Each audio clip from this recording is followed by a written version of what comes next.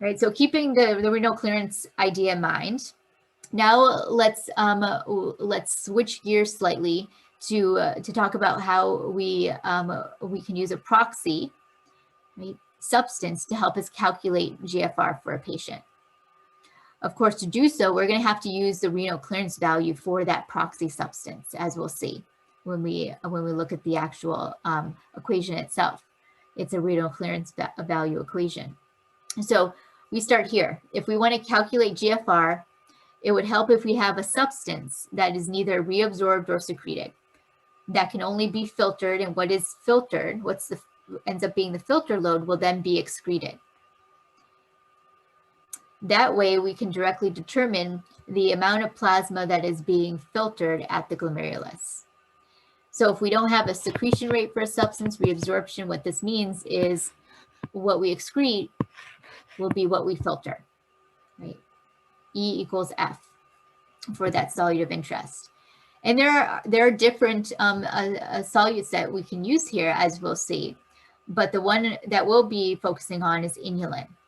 Inulin is an exogenous substance, a small polysaccharide, as I mentioned earlier, that is found in various types of vegetables like onions and asparagus. It's a soluble fiber. We can, like I said, absorb it through our gut lining. It ends up in our bloodstream, and then we filter it at our kidneys. It will end up in the filtrate, and then we can't reabsorb it. We can't add any after the fact. So what's being filtered, right, in terms of the amount per minute, will reflect the GFR, the glomerular filtration rate, taking into account the plasma concentration of that given inulin. In this case, the inulin that has to be injected into the patient, right? So what this means is the amount of inulin that will be excreted equals the amount of inulin that will be filtered at the glomerulus.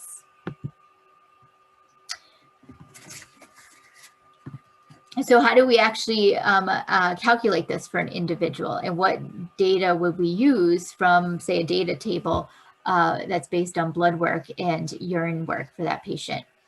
Well, we'd start by injecting a specific amount of inulin via an IV. And then after a period of time, a blood sample would be taken to determine the plasma inulin concentration. We can just write that as P sub I. Right? And of course, we'd use the spectrophotometer to determine the absorbance value, and then our standard curve. Then we would go and we would obtain a urine sample from that patient. We would determine their urine flow rate based on the urinalysis, and we would get inulin concentration right in the urine, so U sub I. And we would use a spectrophotometer to determine that concentration of inulin in the urine. This would let us calculate the rate of inulin excretion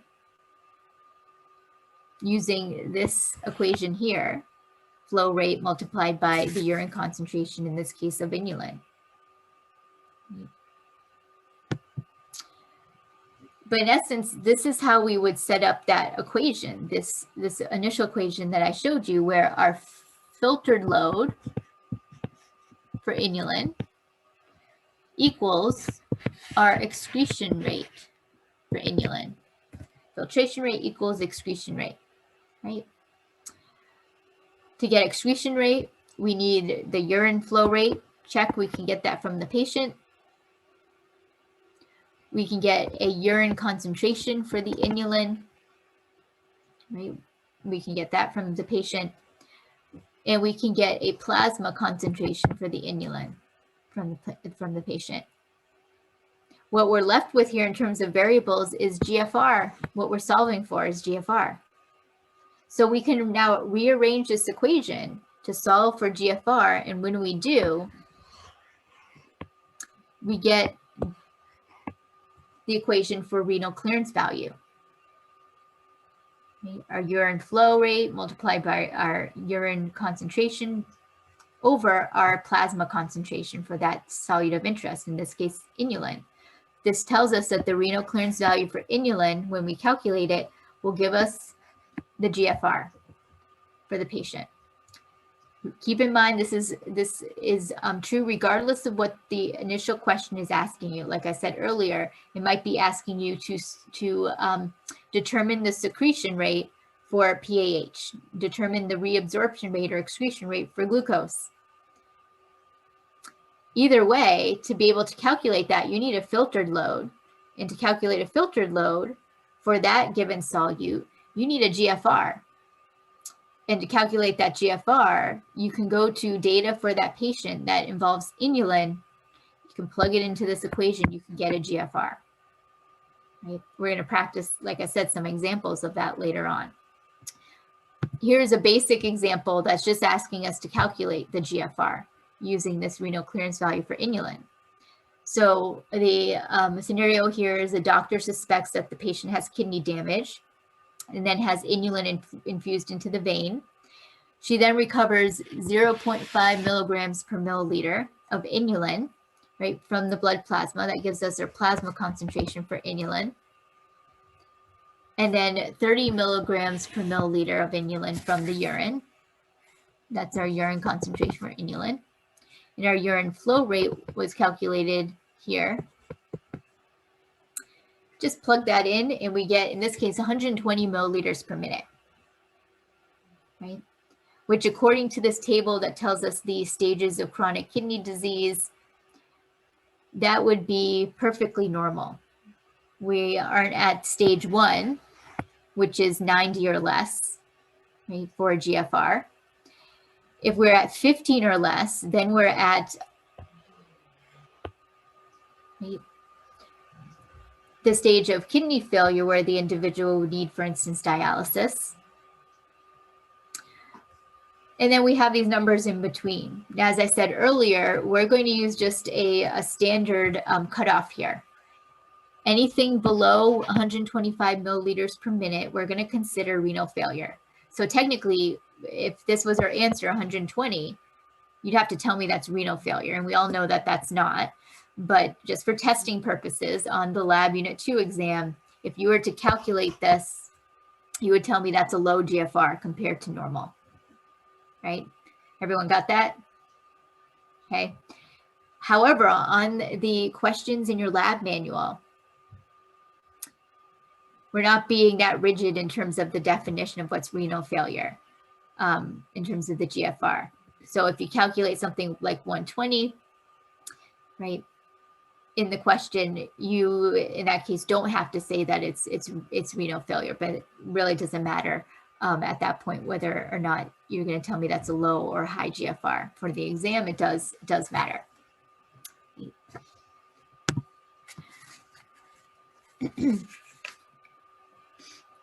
Okay, so let's see. Before we look at this information here, let me pull up, whoops, let's pull up, here we go, our lab manual. And let's go to the first set of problems. Let's look at question number 1 here. It says that a person is suspected of renal failure and it is decided to run an inulin renal clearance test. So they're going to run an inulin renal clearance test here to determine the GFR. The person's asked to empty their bladder, then an IV is started with inulin, right? And then a catheter is used to collect the urine sample, so we get a urine flow rate. And when completed, both the urine sample and a blood sample are sent to the laboratory. So then a spectrophotometer is used and we get the following lab results. We have plasma inulin here. I'm going to just denote this as P sub I. I'll use my little brackets for concentration. Then we have our urine inulin concentration. And then we have urine volume, 9 milliliters collected over 10 minutes. We have to modify that to get a urine flow rate. So in this case, what would be our urine flow rate for our patient? Does anyone have a calculator with them?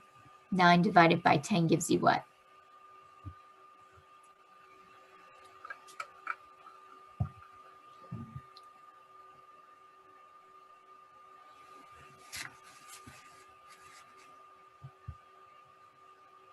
There we go, Kenny, 0.9 milliliters per minute. There's our flow rate.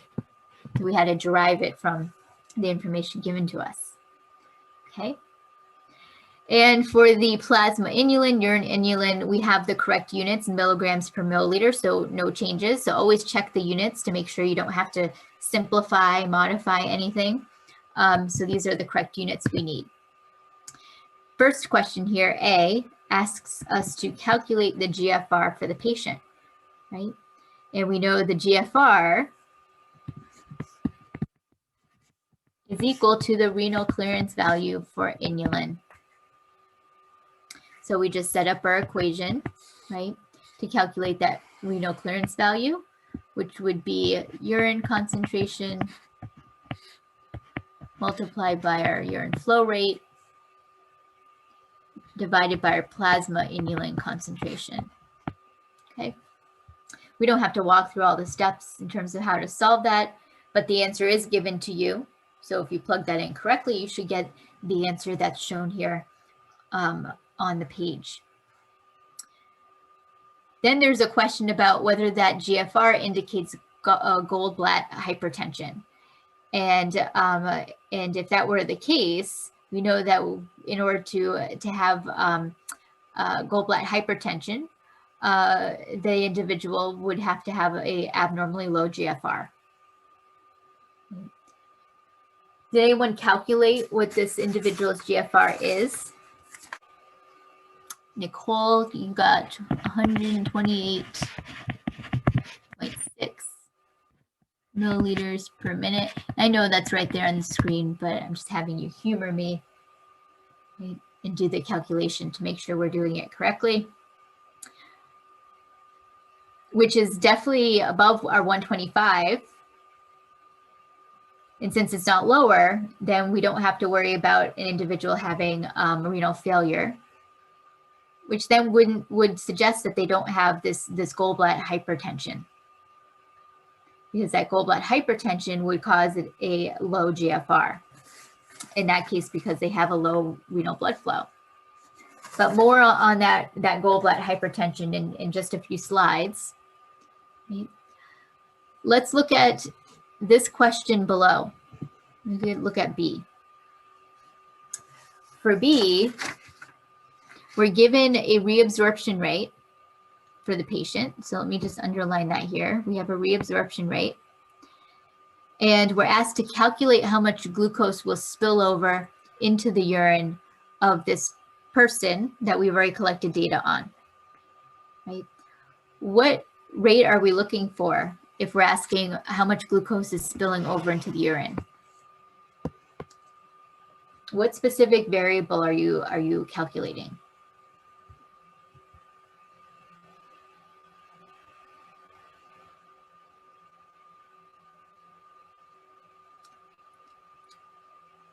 Let's see, I've got secretion rate and excretion rate. Anyone want to break that tie there? Which one is it? How much is spilling over into the urine, leaving the body, right? Going into the urine. Keep in mind, Nicole, that what is being secreted will end up being excreted, right? But what we're looking for here is excretion.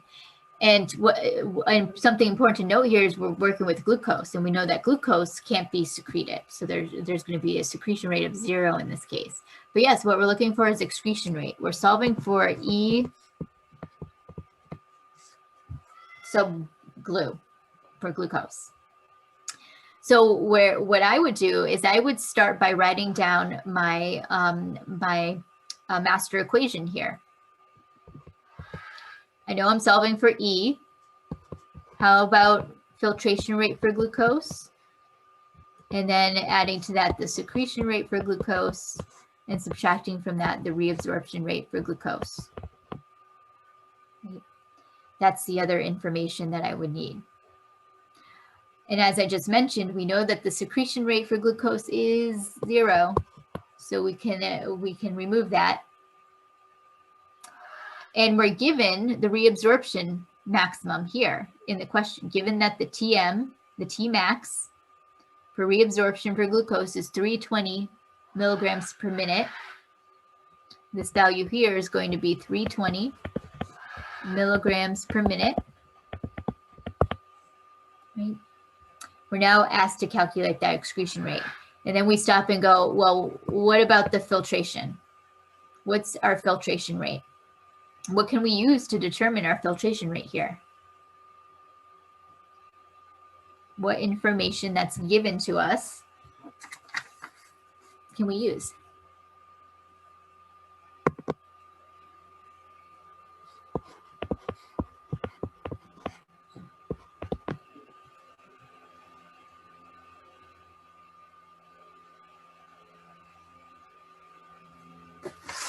Your summary of equations here. Is there one for calculating filtration rate, for filtered load, for tubular load? What variables do we need to calculate a filtration rate?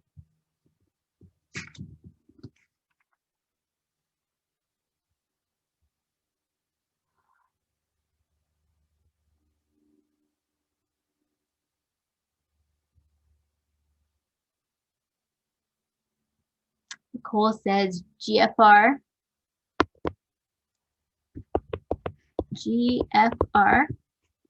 multiplied by the plasma, in this case, concentration of glucose.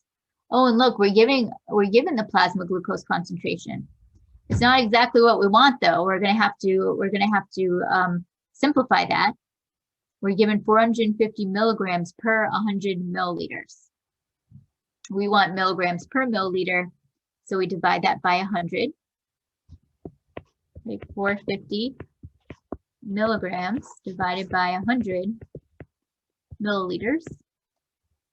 That will give us the milligrams per milliliter, the concentration. And then the GFR, right, which we already have calculated for this individual in part A, 128.6 milliliters per minute. So now we can determine what the filtered load is, or the filtration rate. We can then plug it into the other equation and we can get excretion.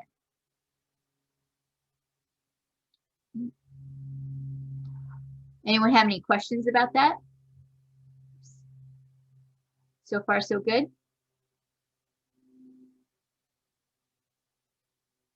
Why are we dividing the concentration by 100 milliliters? Because the units we need to use are milligrams per milliliter. Okay. We're given milligrams per 100 milliliters. So as I mentioned, you always want to check your starting units and make sure they're the correct units you want. For concentrations, it always should be mg divided by ml. And for flows, that should always be ml divided by a minute.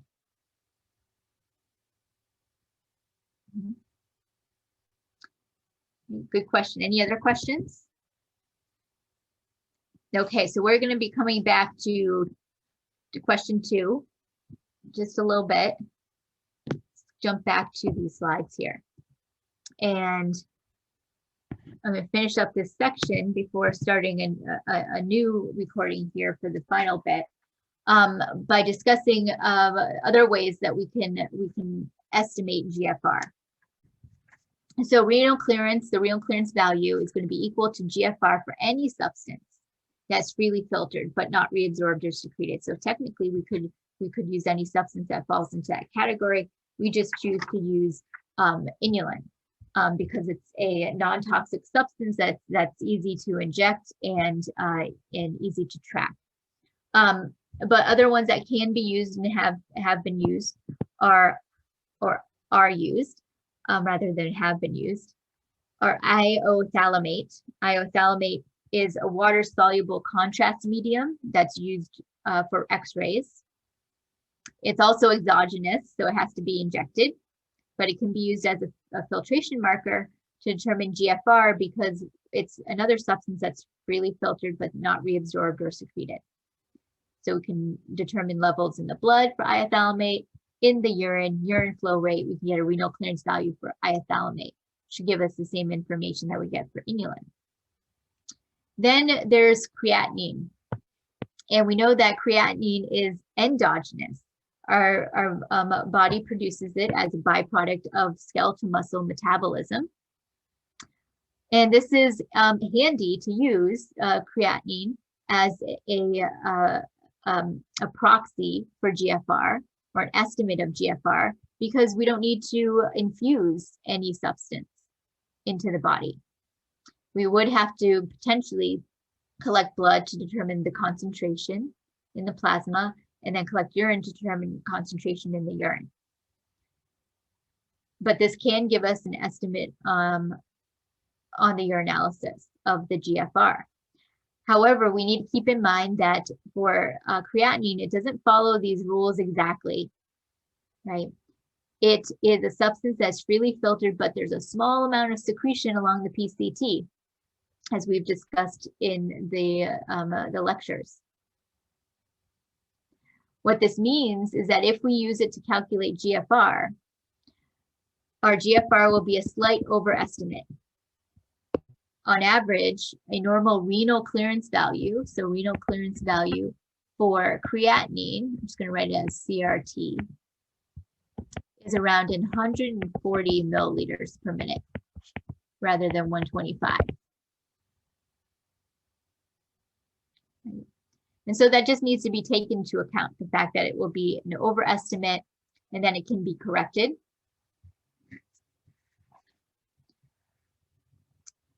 And we can go even further in terms of using creatinine to the point where we don't even have to collect urine data, apparently, to use it as an estimate of the GFR. And if we're gonna go that far, then it's referred to as an eGFR, for estimated glomerular filtration rate. And I actually learned about this the last time I had my blood panel done with my doctor. I got the results in the online portal before I went back for my follow-up visit. And I was thinking to myself, they calculated a GFR for me based on just my blood work. They didn't collect urine. They didn't get a urine flow rate. So how did they get a renal clearance value based on I was guessing they were using creatinine. I just wasn't sure how they were making those calculations without the urine necessary to determine the renal clearance value. And so when I went to the doctor, I asked her, and she said the estimated GFR is done using a set of variables about the individual. And so it takes into account the plasma creatinine concentration, and then the age, the gender, the ethnicity of the patient, their height, and their weight. And all that information is used to estimate what the individual's GFR would be, right? And so that way, the extra step of using the urinalysis is not done in this case to get this quick estimate of GFR. So I just wanted to mention that can be done. In terms of what you're going to be working on with data from patients, you're going to be focusing on using inulin as your marker substance to determine the GFR. But I do want you to be aware that creatinine can be used and that it would be an overestimate if it was used.